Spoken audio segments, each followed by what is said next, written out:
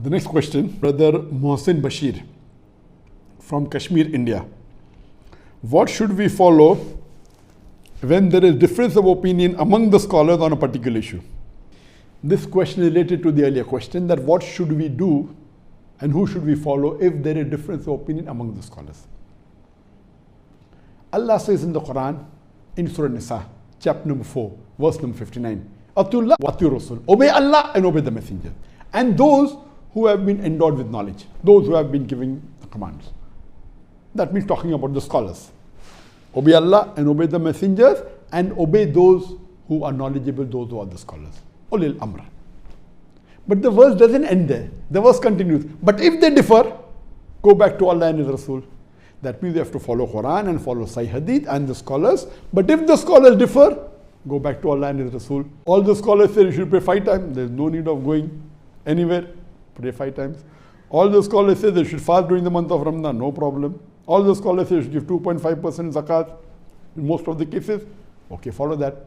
When there is difference of opinion, and if scholars differ, the Quran says, go back to Allah and His Rasul. Now, when the scholars differ, what should a person do?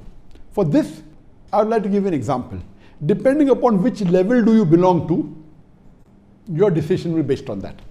I remember when I was in school, when I was in the primary school, for us, for a child in the primary school, teacher is always right. Irrespective whether the teacher is knowledgeable or not, for the child going in primary school, for him or her, the teacher is the most knowledgeable in the world.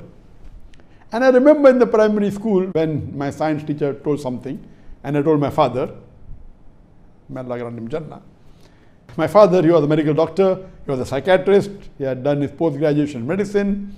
And when there was a medical issue and I told my father said that, this is wrong. I was adamant, no, my teacher cannot be wrong. That time I was a kid, 7, 8 years old, not knowing that my father is a medical doctor. But for me, the teacher is always right. Similarly, when a child is in primary school, for him the teacher is always right. So for a person who has no knowledge of deen, or maybe is a beginner in deen, who is a revert, or maybe who has not studied at all, he may be an elderly person, but did not study deen at all. So I would consider him to be in the level of school level. So for him, he should catch one scholar, consider him to be teacher, and follow that is the safest. Whichever scholar he believes. But that is for a person who has limited or no knowledge of deen. Normally, the fuqahas, they divide the Muslim into 2 levels. One is the mujtahid, a scholar, and one is the non-mujtahid. I divide normally into 4 levels. There are different levels of division. I would count a person who has bare minimal knowledge of deen, bare minimal, or maybe a revert, or maybe he's elderly but no one taught him really about the deen. So I would call him a person who's in school, bare minimal, the lowest level in the Muslim. The highest level I would call as a scholar or a mujtahid. And today, in today's world, there are very few mujtahid, very few scholars, maybe a few hundred, very few. All the dais that you see giving talks and all, very few are really scholars, very few. The highest level is scholar, the lowest level is just a beginner. The second level from top, I would say, is a student of knowledge. So most of the du'ats are students of knowledge.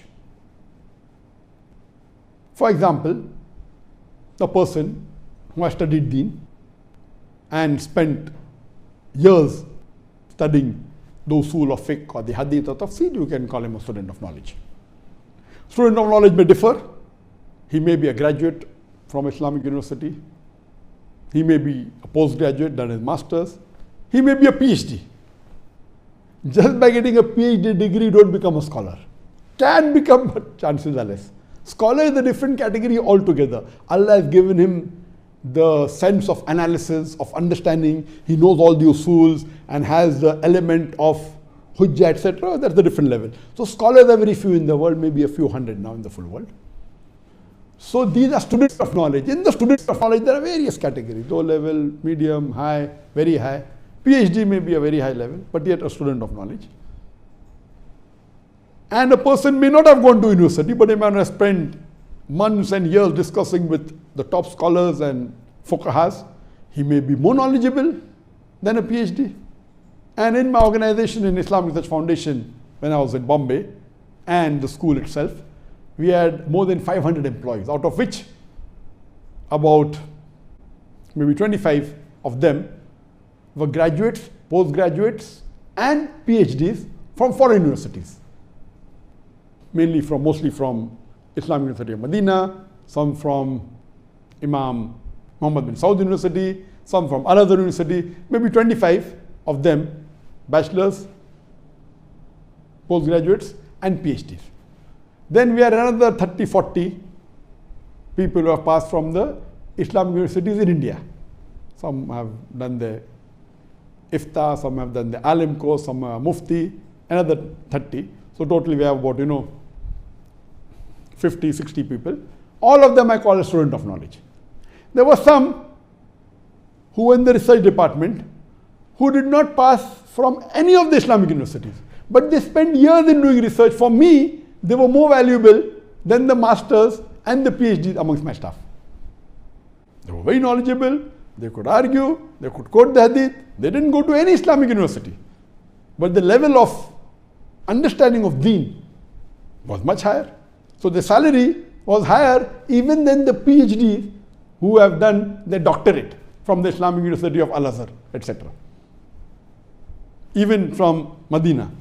And none of my staff I would call, not even I'm not a scholar at all, I'm just a student of knowledge.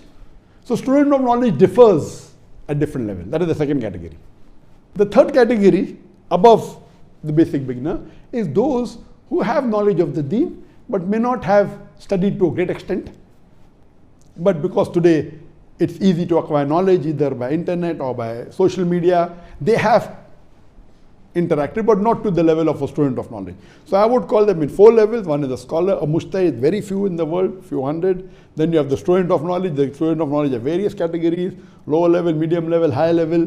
Then you have the people who have knowledge of the deen, but may not be called student of knowledge, but they know quite fair. And one is a lower level, just the beginner. If you are a beginner, you are like in the school, catch one scholar, follow him, that's the best. You don't have that. If you are a student of knowledge, and if the scholars differ, they have to analyze, go back to Allah and Rasul, go back to the evidence given by these scholars. So if 2 scholars differ, the student of knowledge will actually check that what is the evidence given by scholar A and what is the evidence given by scholar B. He himself may not be a scholar, but he has the basic knowledge of at least analyzing the evidence. And no da'i, unless he is a scholar, should give a fatwa.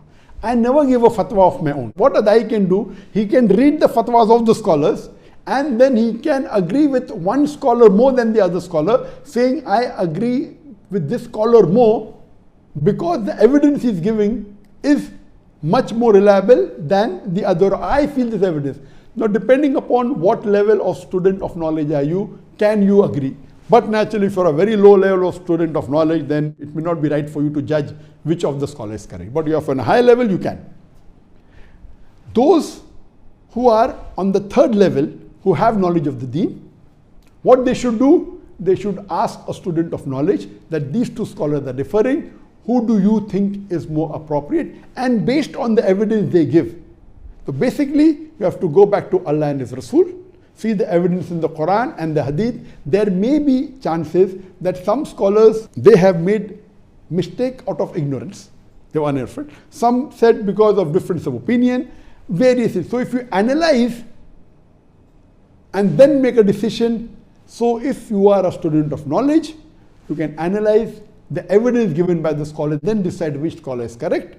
If you are the third category, you can ask a student of knowledge or ask a scholar, a third scholar, which of the 2 evidence is more appropriate, and hear their reasoning, and based on that you can decide. If you are the 4th level, just hardly knowing the level of deen, you catch one scholar, follow him blindly, there's no other option. But naturally, he should not be a fake scholar. He should be a scholar by its true sense. And if you do that, you have no other option because your knowledge is very low. in the deen. These are the options we have, but as the Quran says, go back to Allah and Rasul. We have run out of time. That was the last question that I could answer. Just to give information, inshallah, that there will be a program next Saturday, but it will be only Ask Farik. Till then, we meet inshallah. Assalamu alaikum wa rahmatullahi wa barakatuh. Wa akhiru da'wan alhamdulillah rabbil alamin.